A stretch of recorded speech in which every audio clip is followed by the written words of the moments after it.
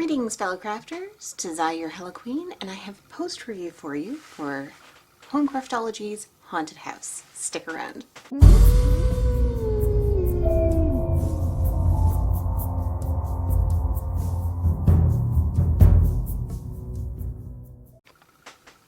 Okay, so this was the picture that I chose for Drills and Chills. I wasn't expecting to get it done in the first 2 weeks, but here we are. I finished it last night while we were listening to an audiobook upstairs, and it went together pretty well. I had expected this to last me into October, and it's now September 11th, and I'm done. So I kind of just raced through it. It went really fast. I do have some criticisms, however. I did have a little bit of problem with some popping drills. I think if I get my brayer out, they'll lay down though.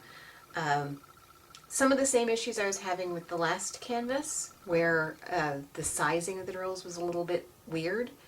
I noticed it more in the dark colors, which this one doesn't have very much of. I did enjoy working with it. It was kind of neat. This was a Halloween picture that had all these lovely pinks and purples and great colors in it, while still absolutely screaming Halloween. Now in the camera, it looks really good. It looks pretty good. This is a good size, but much closer and you lose some detail. Plus, I think there's something going on in the windows here. So what I would suggest to Home Craftology is to continue what I've seen them do with other paintings. For other paintings, this one was not one of them.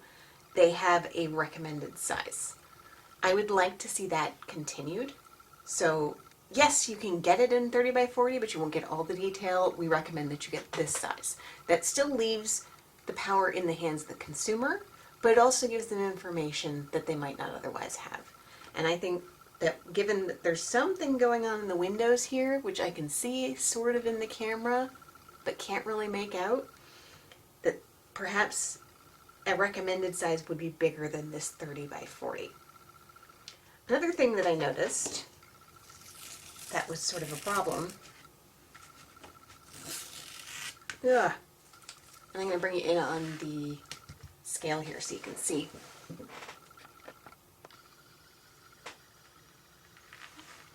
This is the schematic.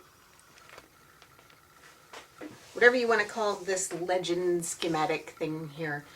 If you can see the letters, which you can kind of, let's see if I can bring it in any further. There's two problems here. One is that there's only one that's in anything but black, which is appropriate on 939, that you can't put black on that color. It's almost black as it is. But even the B here is near impossible to read with black on dark blue.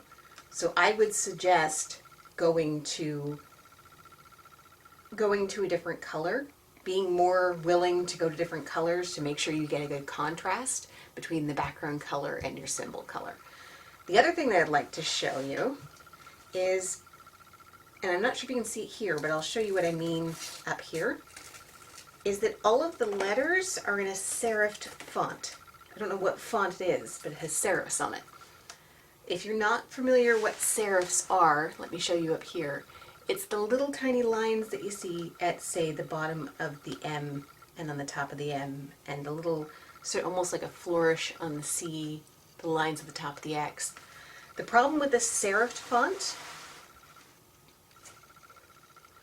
is that in order to see the serifs, you kind of have to make the letters themselves smaller to have room to show the serifs.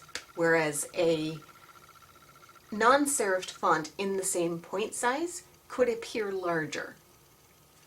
So I would suggest moving away from the serifed fonts. We don't need to know that there's little edges on the edge of this Z. But if the whole Z was more of a bold, it would be easier to read. Ooh. That didn't come up. So I would suggest being more willing to go to different colors in your fonts and to switch to a non-serifed font, because I think that will help make the letters more legible if it's in a different font. Other than that, I have a small amount of trash. Oh, let's bring that here. I have a small amount of trash. You can probably see some rounds in there, so it's obviously not all trash from this painting. Not really a problem, but let's put it in the skull. Some of it was stuff that was stuck to my feet from other paintings that I put in. So I'm going to put these in the skull.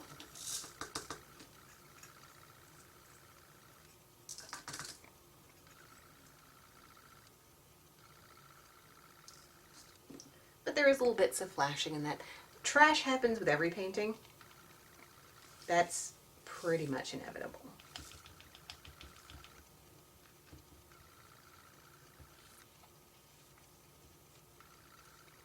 So, to anyone who's thinking of buying from HomeCraftology, I would not have a problem with that. I was reasonably happy with how everything turned out, both with the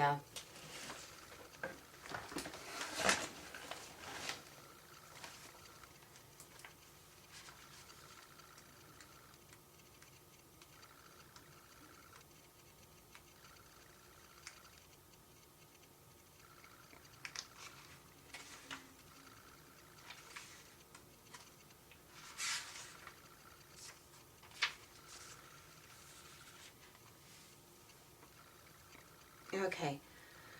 +1 damage to the -1 damage to drill field that this one got. Let's take a look at what I got for the unboxing. So there's -1 damage to drill field. This thing was full of rivers. They were little rivers, but every section that I pulled down, I had divided this into 12 sections. Every section that I pulled down, I had to lance some rivers in order to get them to lay down. And it wasn't one, it was usually 2 or 3 per section. I mean, cutting rivers to let the air out of them is not terribly difficult, but it is rather disappointing. All of the colors, the quantities, the inventory sheet was there. Nicer, it had extras. Image clarity, if I could go back and take one back,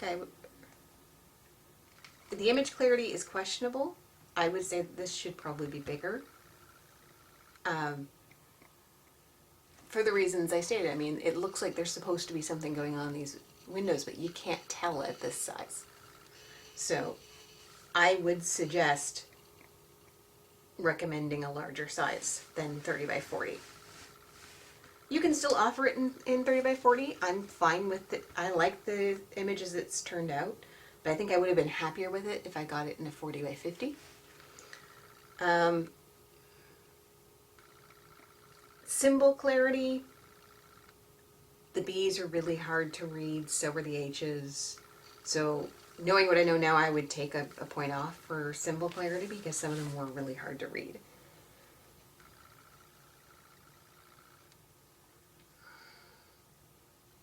So